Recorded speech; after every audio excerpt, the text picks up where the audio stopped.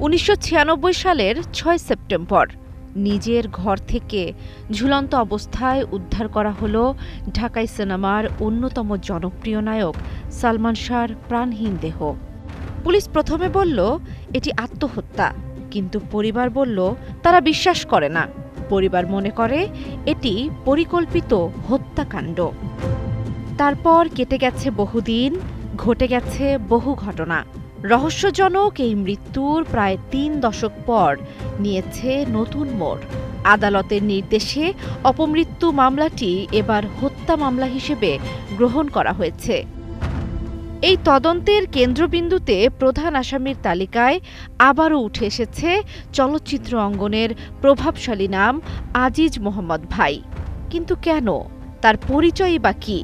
৯০-এর দশকে তিনি ছিলেন ঢাকাই সিনেমার অন্যতম প্রযোজক ও ব্যবসায়ী। এমবি ফিল্মসের ব্যানারে একাধিক হিট ছবি প্রযোজনা করেন তিনি।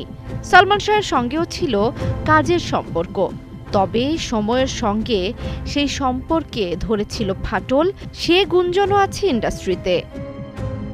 জানা যায় সহধর্মিণী সামিরাকে প্রকাশ্যে চুমু খাওয়ার জন্য আজিজ মোহাম্মদ ভাইকে সবার সামনে চড় মেরেছিলেন সালমান শাহ।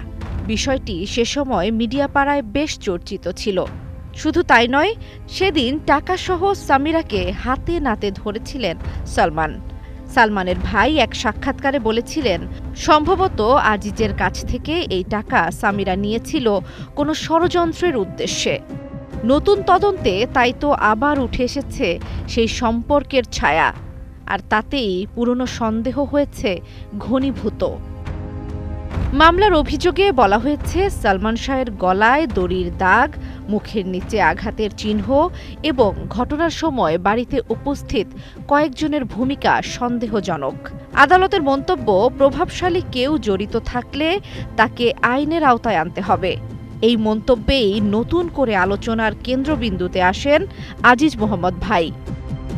তবে প্রমাণের ঘাটতি, সাক্ষ্য ও বিবৃতির অমিল এবং গুরুত্বপূর্ণ নথি হারিয়ে যাওয়া, সব মিলিয়ে মামলাটি বছর বছর হয় জটিল।